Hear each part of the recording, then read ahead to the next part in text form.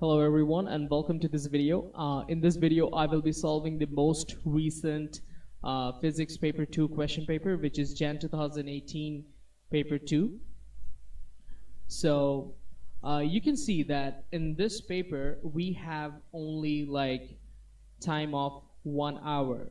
So we need to figure out ways how we can solve this question paper more effectively and efficiently so we do not waste time. Okay, so let's start with the first question. The table lists some energy sources. Put ticks in boxes to show which energy sources are non-renewable. So you need to show which energy sources are non-renewable. Here you can see in the question that I have highlighted the important points. So you will also do the same in your IGCSE because it might happen that if you have a very long question and you might have to reread the question again, you're not going to reread the question and waste your time. Instead, what you can do, you can underline the keywords and look up to the keywords after if you need to look into the question. So let's see.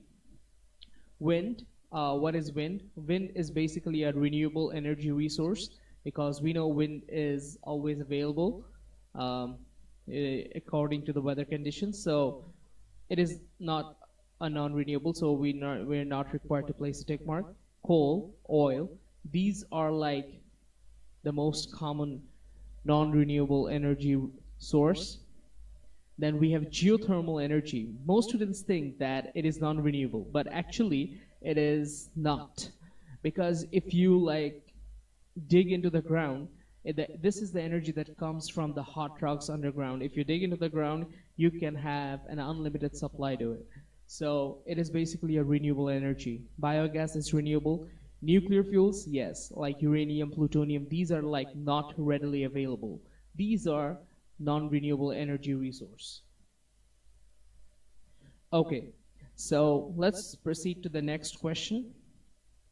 Give an advantage and a disadvantage of using fossil fuels to generate electricity. So here we need to place one advantage and one disadvantage of using fossil fuels, okay? So basically the thing is, we all know the disadvantage that it releases greenhouse gases, and these gases help to trap the carbon dioxide, which leads to global warming. But many students fail to write the advantage. So basically what is the advantage is they're relatively cheaper than other energy sources, because you might think that they're not like available. If you use this up, it might not appear again. But the thing is, like if you get it, it won't cost you much to generate electricity from it. So basically it's relatively cheaper. Okay, so we're done with question 1. Let's proceed to question 2. Here they have asked to state the relationship between power, current, and voltage.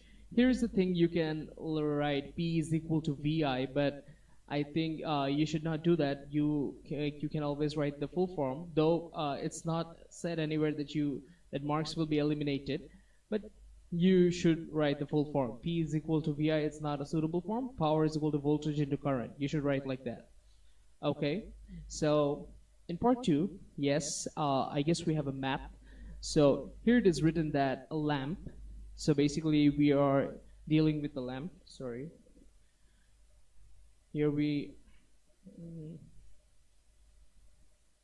have a lamp which has a power of 6.5 watt and it has a voltage of 230 volts. So they have asked you to calculate the current in the lamp. So it's basically a trick that if they've asked you to write the formula, in most of the cases, what happens is the math given next to it, you have to use this formula, the previous formula which they have asked you to write. So make sure you know that this math has a high possibility that it's going to use the formula from the previous question. So we will write P is equal to VI. You can see the power which is given, which is 6.5 watts. The voltage is 230 volts into I, the current. So I is equal to 6.5 divided by 230 volt. So the answer is 0.028. So just keep in mind one thing, that the unit is already given, so you do not need to write it. So make sure you notice that when you are going to write any question. Okay, let's proceed to the next question. Okay, so here is a bit not tricky, but a kind of different question. Okay, so here you can see we have like three switches, S1, S2, and S3 are used to control a lamp in a large room. Each switch can be up or down, and each switch can turn the lamp on or off. Okay, so here you can see that we have a lamp and an AC power supply, and when the switch is up, it looks something like this. When the switch is down, it looks something like this. When switch S2 is up, it looks like this, and when S2 is down, it is this. For S3 up is this, and S3 down is something like this. Okay, so it is written, when all three switches are up, the lamp is on. When all three switches are down, the lamp is off. Complete the table by giving the missing information. So basically the first two, you can see it is actually done, and the diagrams are given. The first row is actually the first diagram. It represents the first diagram, and the second row represents the second diagram. So what we are going to do is we will start from the third diagram, and we will edit this diagram so that we can match what they have asked. Okay, so let's start. In case of the third row, so basically S1 is up, S1 is up, S2 is up, and S3 is down. So basically S1 is up, S2 is up, and S3 is down. Means it is not placed like this. I'm gonna remove it.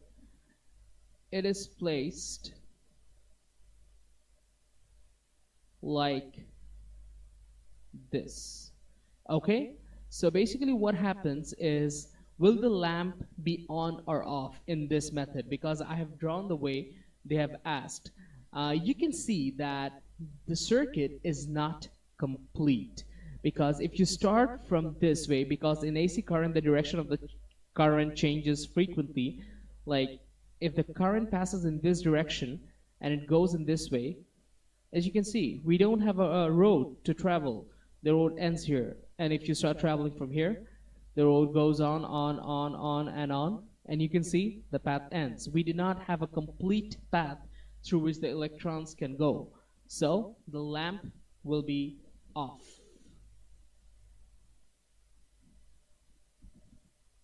Okay. Next.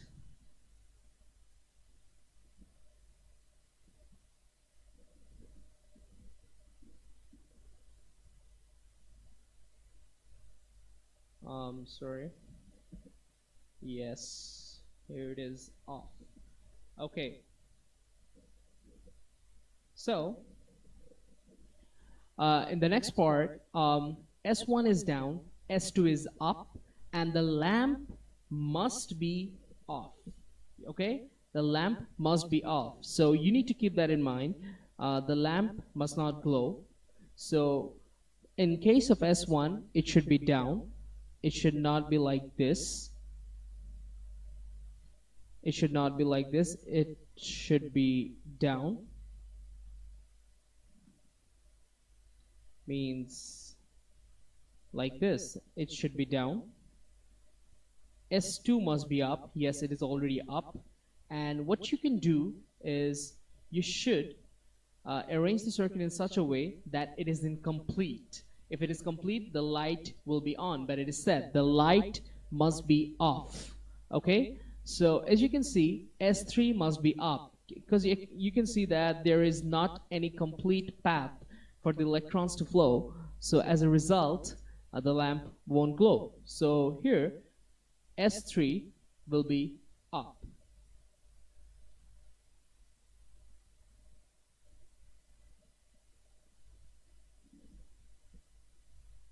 Okay, that's great. Now, what we're gonna do is the last part. S1 is up. S1 should be up. So it is not up actually. We need to make it up. This is up. Then we S2, what we're going to do with S2, it's not given. S3 has to be down and the lamp must on. So here's the information given. S1 must be up. S3 must be down. So you need to make S3 down. So what we're gonna do is S3 is down and the lamp must glow. As you can see, the lamp cannot glow in this way because there is not any complete path for it, for the electrons to flow. So what we are gonna do is, if we cross it out and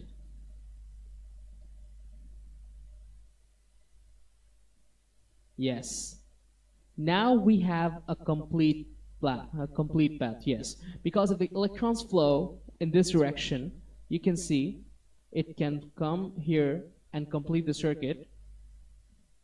And if the electrons flow in this direction, they can travel from here and complete the path. So basically we know in this point, S2 will be down. Great. So now we're going to proceed to the next question. Yes, we can see by the ripple tank that it should be about waves. Okay, let's try. Okay, the student investigates different properties of waves. So basically we know it's gonna deal with the properties of waves. He uses this ripple tank to investigate diffraction. Okay, so let's read this description. The ripple tank produces plane waves. So you can see they produce plane waves. That's great. These waves hit a barrier with a gap in it. So they actually hit a barrier and a gap in it, the things we need for diffraction. Sounds cool. The student keeps the wavelength constant. The wavelength is kept constant but varies the size of the gap in the barrier. So what the student does is varies the size of the gap in the barrier. So okay, complete the so here you can see the varies the size of the gap. The student is actually telling about this gap. Okay, the student is actually telling about this gap. Complete the diagrams to show. You need to complete the diagrams. It means the diagrams given are not complete. You need to complete that to show what happens to the plane waves as they go through the different sized gaps. Okay, so as they go through the different sized gaps, what happens to the plane waves? Okay. Okay, so you need to draw the waves here. So as I'm like drawing with mouse, so it might not be accurate, but in this case you can see that here the distance between one wavefront to another wavefront is basically one wavelength, and the distance and the gap is this. As you can see, they are like approximately equal, and when these spaces are equal, the waves that comes out of the diffraction is like perfect semicircles. Okay, these are like perfect semicircles. So it will be something like this. Yes, these will be like perfect semicircles. Okay, so that's great. In this case, you can see the distance between one wavefront to another is the one wavelength, but the gap is much more bigger, right? The gap is much more bigger. So in this case, the perfect diffraction won't take place, but what happens is the waves will be straight, but they will be bent at the edges. Okay, you can see they will be just bent at the edges. Okay, they won't be like that much bent, they will be slightly bent. Sorry, I cannot draw that with my mouse.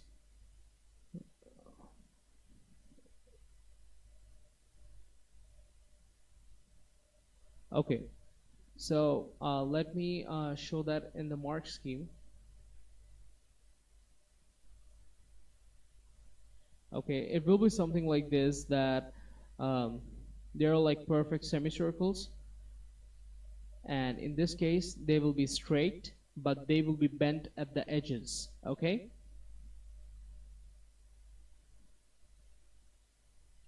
okay, now let's proceed to the next part.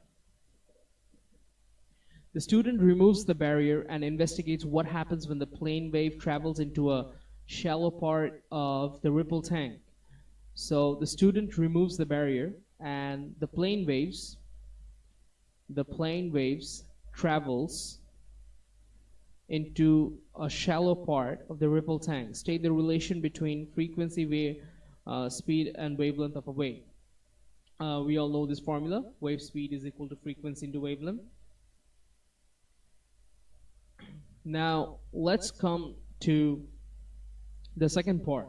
Okay, you must mark this point, because this is like the question some of the students missed few marks, so it is very important you focus here. Okay, waves in the deep part of the ripple tank have a speed of in the deep part, they have a speed of 6 centimeter per second and a wavelength of 4 centimeter per second. So as I have told you before that the formula which is given in the previous part, it will be used in this next part. Mostly it is done in IGCSE. So you can see that you have a speed of 6 centimeter per second and a wavelength of 4 centimeter per second. Now in the next part, the waves in the shallow part of the ripple tank, it was basically of the deep part. Now the water has traveled to the shallow part of the ripple tank and have a speed of 4 centimeter per second. The frequency, like this is like the deadly most important point. The frequency remains constant. The frequency of the waves stays the same. So you must keep that in mind. So what they've asked is show that the wavelength in the shallow part, the speed is only given. Okay, nothing else. The wavelength in the shallow part of the ripple tank is approximately 3 centimeters. Okay, so basically we got two datas for the deep part. We have a speed of 6 centimeter per second and a wavelength of 4 centimeter. Okay, so we will place that in this equation, the speed, which is 6 centimeter per second. Then we don't have the frequency, let's keep it that way, and we have the wavelength, which is 4 centimeter. Then we figure out the frequency, which is like 6 divided by 4 is 1.5 hertz. Now let's come to this point. The frequency of the wave stays the constant, stays the same. So we need to use this frequency which we got from the deep part. We will use this frequency for our calculations in the shallow part. Okay, so V is the speed, which is like in case of shallow part is 4 centimeter per second. The frequency which we got from the deep part is 1.5 hertz. We will place it here, and we place the lambda. Then we find the lambda, 4 divided by 1.5, which is 2.7 centimeter.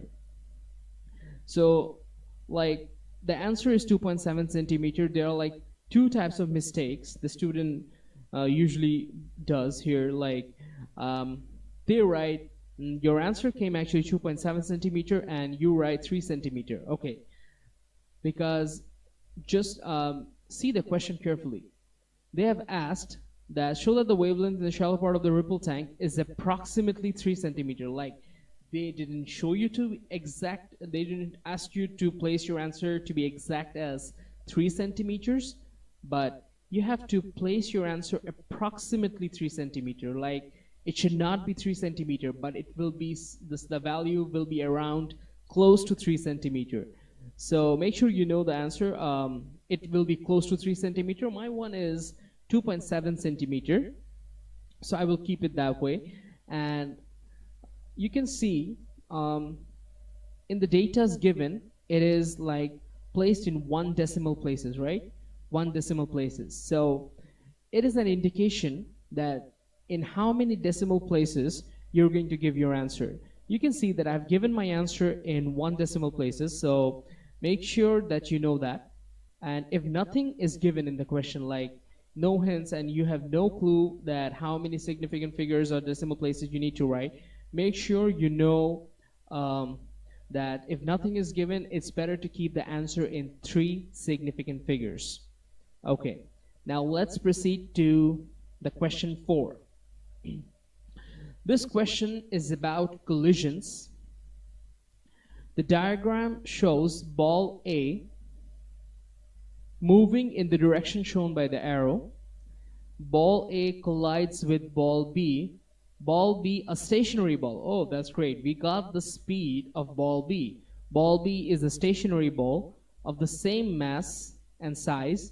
So basically, ball B has the same mass as ball A, and it is stationary. Okay, so initially its speed is 0. So let's write it so it will be helpful for us. Okay, great. State the principle of conservation of momentum. It's pretty easy. The total momentum before collision is equal to the total momentum after collision. 1 mark. That sounds cool. Okay. Ball A collides with ball B. Okay, now we have to deal with maths. So let's see. Ball A collides with ball B. They collide. Great. Before the collision, ball A moves with a velocity of 10 meters per second. So basically it is before the collision. Before the collision, ball A moves with a velocity of 10 meters per second. Great. After the collision, ball B moves in the same direction as ball A with a velocity of 8 meters per second. Oh, that's great. Basically, you need to keep one thing in mind, that this is my initial speed of ball B, and here the velocity which is given, it is the final speed of ball B. So let's keep it that way. I'm stating the final speed as V and initial as U. So V is equal to 8 meters per second. Okay, that's great. Ball A continues to move in the same direction but at a lower velocity. Okay, so it means that after the collision, the speed of the ball A will decrease. Now they have asked, calculate the velocity of ball A after the collision. You have to calculate the velocity of ball A after the collision, and the mass of each ball is 0.16 kilograms. Okay, so I already did the math here. The total momentum before collision is equal to total momentum after collision. Great. Let's go it step by step. Okay. So initially the ball A was moving with the speed of 10 meters per second. So let's calculate that momentum. 0.16 into 10 plus before, like it's the before collision. So 0.16 into 0, that is the initial momentum of ball B. We know they got the same mass, and 0.16 into 0 is equal to total momentum after collision. Okay, we need to find the total momentum after collision. In case of ball A, we need to figure out the velocity. So we do not know. Let's keep it v, 0.16 into v, plus the final velocity, or the after collision, the velocity of ball B is 8 meter per second as given in the question. So we have a mass. So after forming this equation, we need to figure out the value of the only variable which is left, which is v is equal to 2 meter per second, and this is the answer. Okay, so we already got it, that the velocity, this is like the initial velocity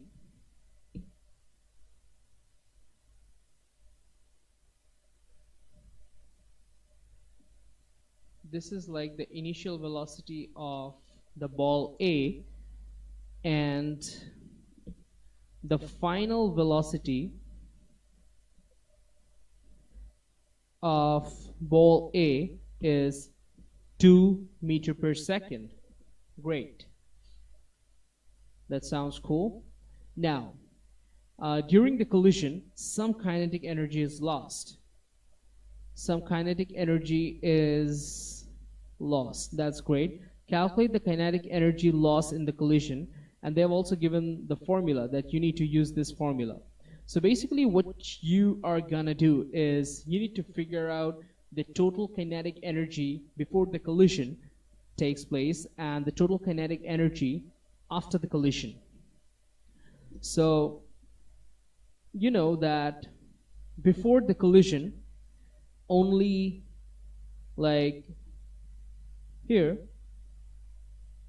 before the collision only ball A was moving, but ball B was completely at rest. So the kinetic energy for ball B before collision should be 0. And for ball A, it was moving at a speed of 10 meter per second.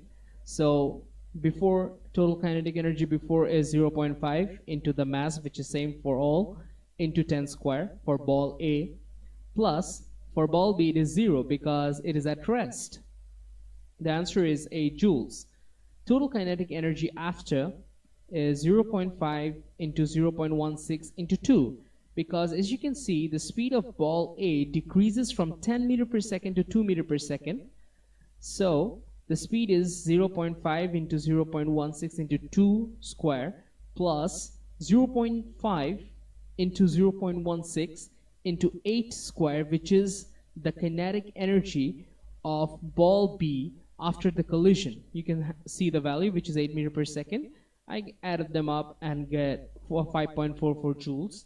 And as you can see, initially the kinetic energy was 8 joules, and after the kinetic energy has decreased because due to the collision and some friction takes place, and due to friction some heat and sound is generated. That's why we lose this energy. Kinetic energy is lost. And how you can find it? 8 joules minus 5.44 joules is 2.56 joules. Here the answer is given, and I write it. Okay. Okay, so now we're going to start with question 5. So in question 5, it is said that a teacher demonstrates the effect of air pressure. The teacher inflates a balloon and places it inside a bell jar. He fixes the bell jar firmly to a bench, means it is like tightly attached to the bench. He fixes the bell jar firmly to a bench. He then uses a pump to remove some of the air from the bell jar.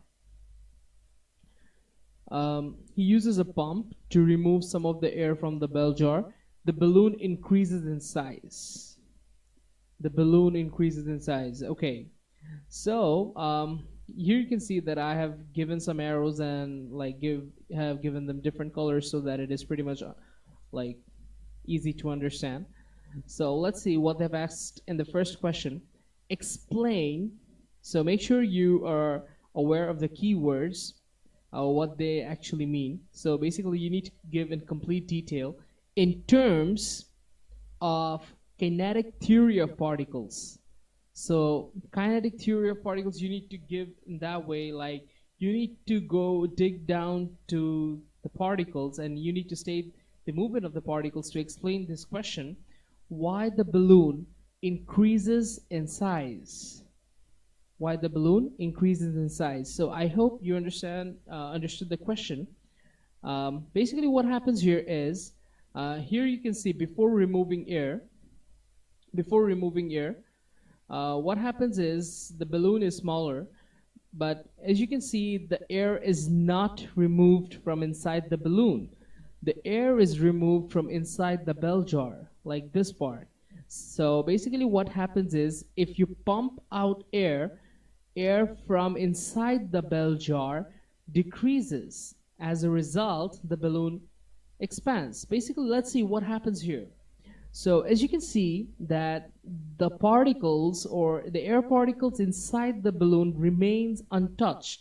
Like you're not taking the air particles from inside the balloon, you're taking the air particles from inside the bell jar out.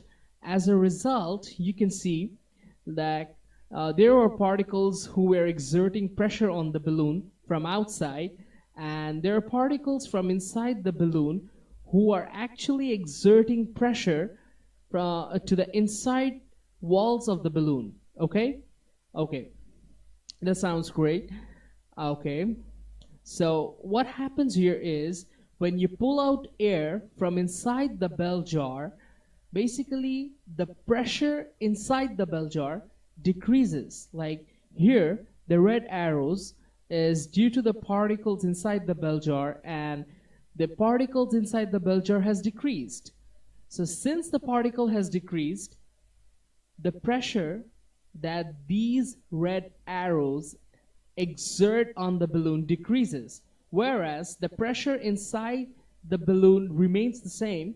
But since the pressure outside the balloon decreases, this inside pressure now dominates, because it's like I'm not like getting fat, but actually the outer particles have decreased, and as a result the inner particles, since they are also in motion and hitting the inside parts of the, so that is the thing, that less number of air particles inside the jar. As a result, the balloon can grow. The balloon actually expands. So what I have given in this answer is, as air is pumped out of the bell jar, number of air particles inside the bell jar decreases. Like not inside the balloon, but inside the bell jar, the number of air particles decreases.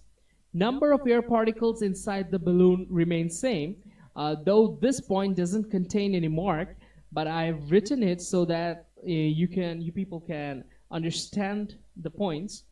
As the number of particles inside the bell jar decreases, here the number of air particles hitting the balloon per second from outside decreases.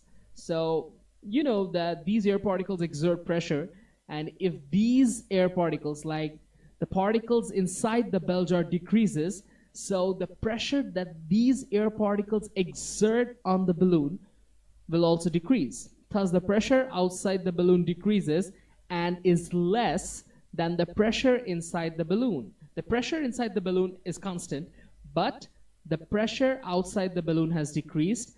Thus the balloon expands until the pressure balances. Okay?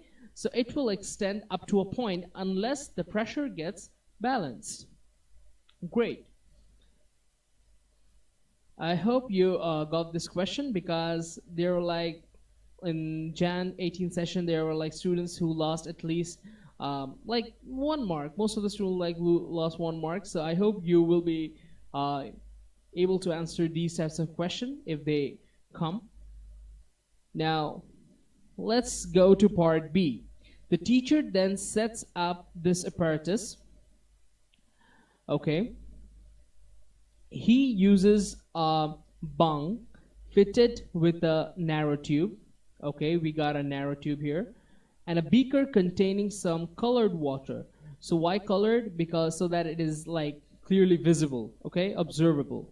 He pushes the bung into the beaker trapping some air. Okay, the teacher, what he does is he pushes the bung. He pushes the bung. He pushes the bung into the beaker, trapping some air. Water rises up the narrow tube. Explain what would happen to the pressure of the trapped air if the bung is pushed further into the beaker. So basically what he has asked, you need to explain what would happen to the pressure of the trapped air if the bung is pushed further into the beaker. If you like push it and bring it down, what happens is you can see the volume decreases. Particles inside it will collide more often with the walls of the container and the liquid surface, because there are particles inside here, right? It will like hit the bung, the walls of the container, and also the surface of the water. As a result, the pressure inside this space increases. Okay, so that's what they've asked, that what would happen to the pressure of the trapped air. And there's also another explanation for Boyle's law, where pressure is inversely proportional to volume. And since if you push this bung, the volume will decrease and consequently the pressure will increase. Okay, let's move to part 2. Explain what would happen to the water level in the tube if the bung is pushed further into the beaker. So what would happen? Now they've asked that what would happen to the water level. Initially they have asked what would happen to the pressure of the trapped air, and now they have asked what would happen to the water level in the narrow tube if the bung is pushed further into the beaker. Okay, bung is pushed further into the beaker. So basically what happens is if you push the bung, then what happens is the pressure of the trapped air, which is hitting the surface of the colored water, will increase, and these air will also hit the walls and the inner part of the bung. But our concern is these air particles will also hit the surface of the water. As a result, this forces the water in the narrow tube to increase, or to the level to rise. Okay, so basically as the bung is pushed further, pressure inside the beaker increases. The pressure inside the beaker increases.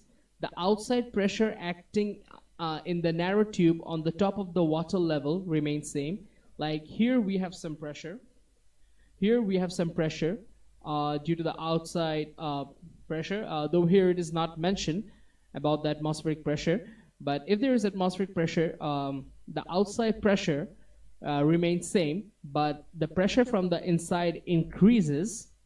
As a result, the outside pressure acting in the narrow tube on the top of the water level remains same. Thus, the pressure inside the beaker is more than the pressure outside the narrow tube, so the water level will rise. So the water level, if you push it, if the pressure is increased here, so it will force out the colored water out of it, and as a result, the water level will rise.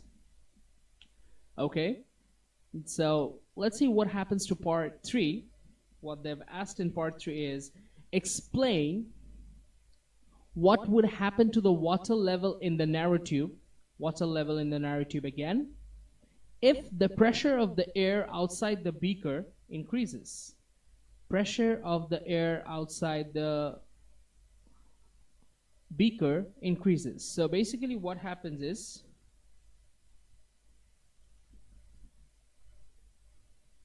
so here you can see that here is some pressure, but in this case what is happening is the pressure outside the beaker, like this pressure increases. Then what will happen? Let's see. So the water level will decrease. If this pressure increases, it will force down the water level. Since the pressure difference is less. So it was pretty easy. I hope you guys got it. Um, Now we'll proceed to question number 6. Uh, as you can see, a magnet and a coil, so it's pretty much clear that we're going to deal with electromagnets. Okay. A student uses this apparatus to investigate how the strength of the magnetic field in a current carrying coil varies as the current changes. Okay, so basically here we are going to deal with the current and the strength of the magnetic field. Okay, here we got a fancy diagram, so let's see what it is. You can see that we have a pivot here and a magnet is attached to it. Here we have a wooden rod. That's great. It's actually great. There might be a question that might come like why we didn't use a steel rod or an iron rod, because it will definitely induce magnetism on it.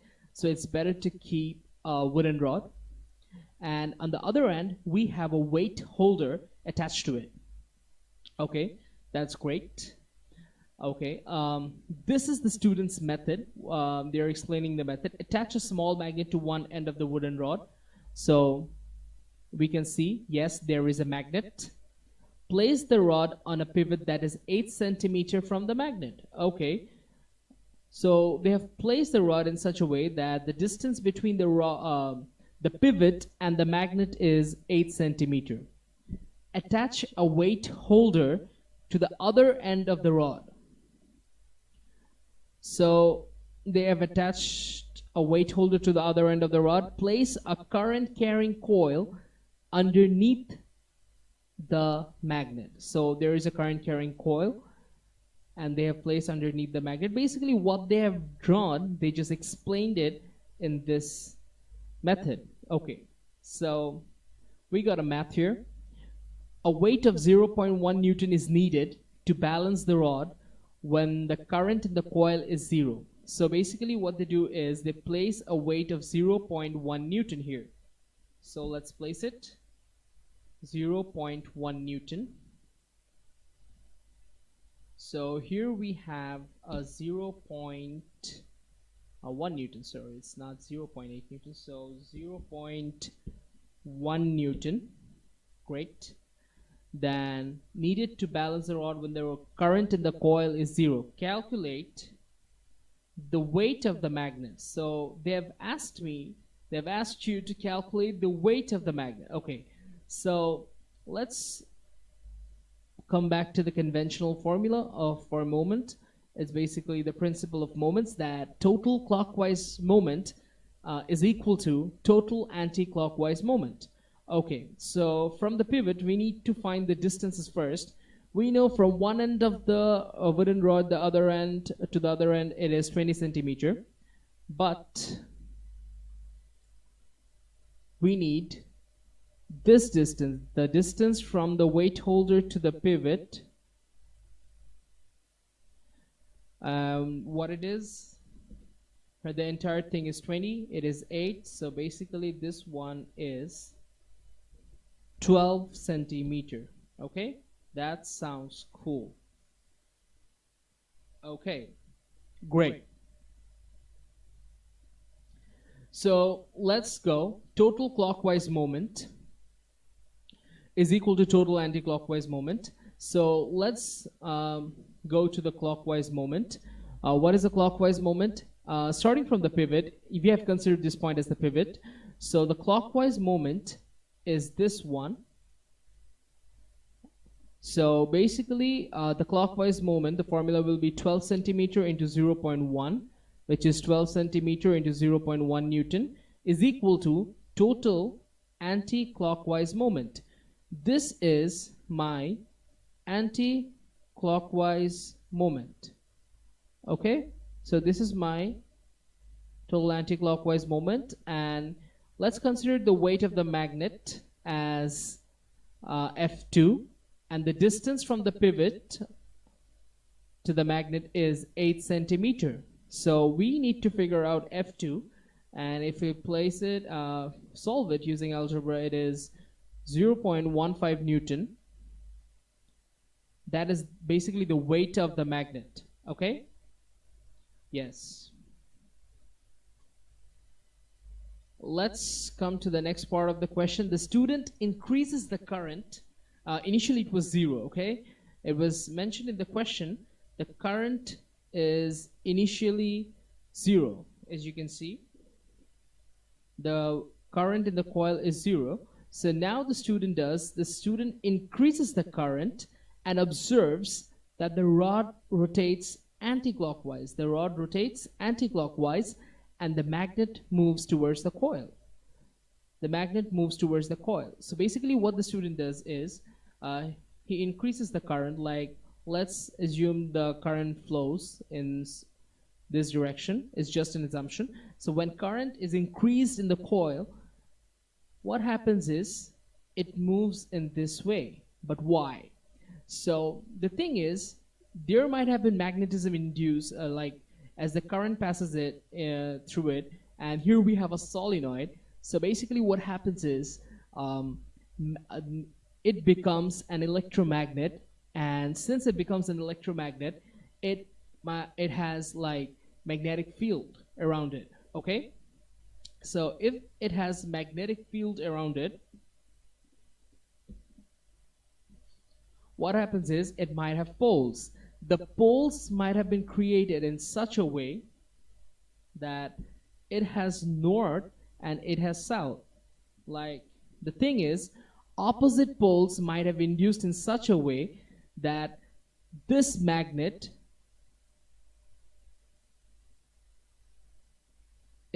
goes down in this direction. As a result, it moves and it bends anti-clockwise. So let's see what's the answer. When current passes through the coil, it becomes an electromagnet and magnetic fields are generated around it. Yes, this magnetic field attracts the magnet by having opposite poles to the near end of the magnet. Yes, we can see opposite poles are there. So here we have north, it can pull the south. Great. This increases the anti-clockwise moment. So the anti-clockwise moment increase and it will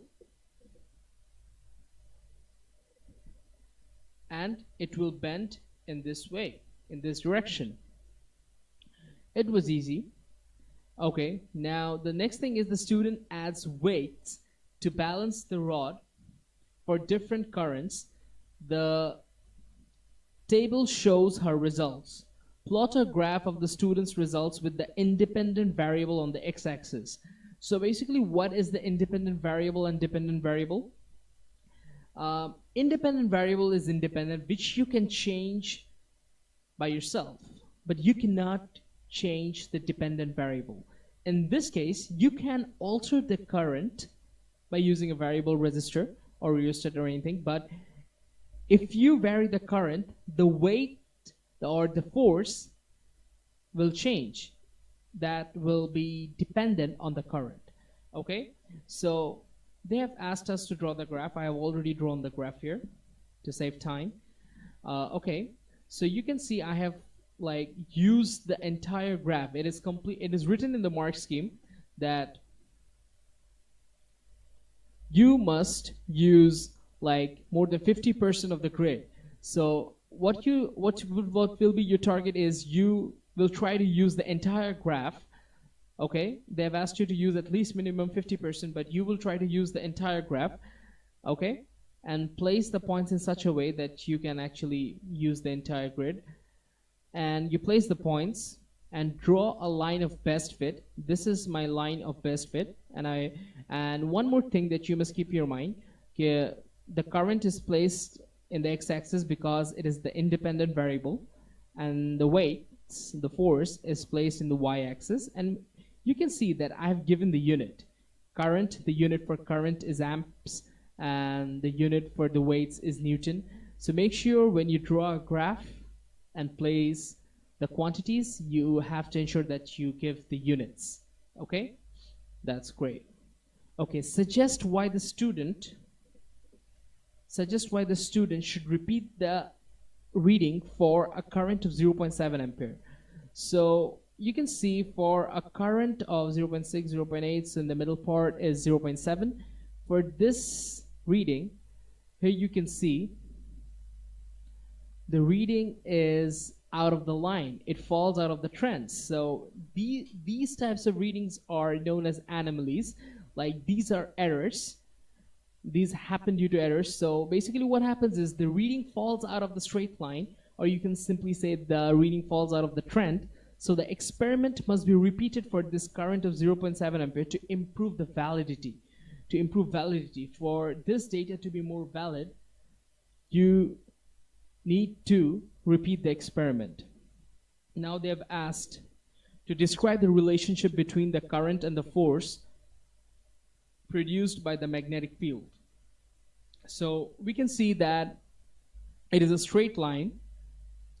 So force produced by the magnetic field is directly proportional to the current. It is directly proportional, though it is mostly written when it starts from 0, but it's okay. But as the current increases, the force increases linearly. So as you can see, as the current increases, the force also increases proportionately or linearly. Okay?